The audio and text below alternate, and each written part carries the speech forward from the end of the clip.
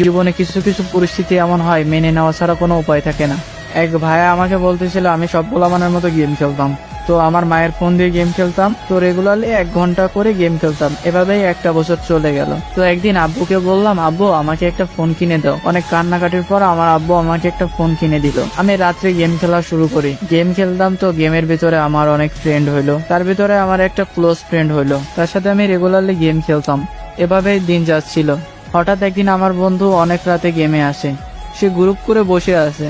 আমি তাকে অনেক অ্যাড দিচ্ছিলাম, সে নিচ্ছিল না। আমি ভাবলাম অ্যাড নিচ্ছে না কেন, আমার বন্ধু তো কখনো অ্যাড না নেওয়া হয় না। আমি অনেক অ্যাড দেওয়ার পরে সে গ্রুপে নেয়। আমি জিজ্ঞাসা করলাম, বন্ধু কি হলো, আমার অ্যাড নিচ্ছিস না কেন? কিছুক্ষণ পরে ওই পাশ থেকে আওয়াজ আসলো একটা মেয়ে কণ্ঠে। আমি ভাবলাম আমার বন্ধুর আইডিতে আবার কে আসলো। পরে আমি জিজ্ঞাসা করলাম, আপনি কে আর আমার বন্ধুর আইডিতে কি করতেছেন? পরে সে বললো, আমি হচ্ছে তানিমের বড় বোন। এভাবে কিছুদিন গেল। আমার বন্ধু গেম খেলতো না, আমার বন্ধুর আইডি দিয়ে তার বড় বোনই গেম খেলতো। তার সাথে একটা ভালো সম্পর্ক হয়ে গেছিল।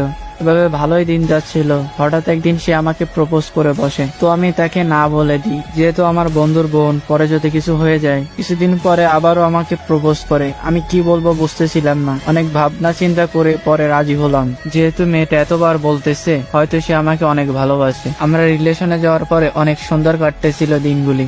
একদিন হঠাৎ করে আমাদের বিষয়টা জেনে যায় আমার বন্ধু। আমার বন্ধু আমাকে জিজ্ঞাসা করে, তুই কি অনামিকাকে ভালোবাসিস? হ্যাঁ বন্ধু, আমি অনামিকাকেও অনেক ভালোবাসি। কেন, কি হয়েছে, ও কি বলছে নাকি? কিছুক্ষণ পরে আমার বন্ধু আর আমার বন্ধুর বোন অফলাইনে চলে যায়। আমি ভাবছি এমনিতেই অফলাইন চলে গেছে। আমি দেখতেছি আমার বন্ধু আর আমার বন্ধুর বোন 2-3 দিন ধরে অনলাইনে আসতেছে না। এভাবে 1 সপ্তাহ কেটে গেল। পরে একদিন ওদের বাসায় গেলাম। বাসায় যেয়ে দেখি ওদের বাসা তালা দেওয়া আছে। পরে তাদেরকে অনেক খোঁজাখুঁজি করি, কোথাও খুঁজে পাই না। তারপরে এক সময় খোঁজাখুঁজি করা বাদ দিয়ে দিই। এভাবে 1-2 বছর চলে যায়। আমি আমার নতুন করে গেম খেলা শুরু করি। তো আমি একদিন আমার খালার বাসায় ঢাকায় বেড়াইতে যাই। বিকেল বেলায় ছাদে উঠছিলাম হালকা বাতাস খাইতে। তো খালাদের ছাদের অপর সাইডের ছাদে তাকে আমি দেখতে পাই। তার সাথে দেখা করার জন্য তাদের বাসায় যাই। তাদের বাসায় গেলে কেউ আমাকে চেনে না। তাদেরকে আমি অনেক বোঝানোর চেষ্টা করছি, কেউ আমার কথা শুনতেও চায়নি, কেউ আমার কথা বুঝতেও চায়নি। আমি বাসায় চলে আসি। বাসায় এসে অনেক কান্নাকাটি করি। তারপরে সিদ্ধান্ত নিই সুইসাইড করব। ওষুধ খেয়ে ফেললে আমি অনেক অসুস্থ হয়ে যাই। তারপরে আমাকে হাসপাতালে নিয়ে যায়। হাসপাতাল থেকে সুস্থ হয়ে বাড়ি ফিরি। বাড়ি ফিরে এসে শুনি তার নাকি বিয়ে হয়ে গেছে। আমার মাথায় তখন আকাশ ভেঙে পড়ে। আমি পাগলের মতো কান্না করতেছিলাম। একঘরোয়া হয়ে গেছিলাম। ঘর থেকে বেরোইতাম না। আবার আব্বু আম্মু আমাকে অনেক ভালো জানতো, অনেক ভালোবাসতো। আমি একঘরোয়া হয়ে গেছি, এই বিষয়টা তাদের খুব খারাপ লাগতো। আমি ভাবলাম যে বাসা থেকে বেরোই, সবার সাথে চলাফেরা করি। তো আমি একদিন বাসা থেকে বের হলাম। আব্বু আম্মু সবাই অনেক খুশি হয়ে গেল। আমি একমাত্র সন্তান ছিলাম, তো আব্বু আম্মু অনেক খুশি হলো, সব স্বাভাবিক হলো।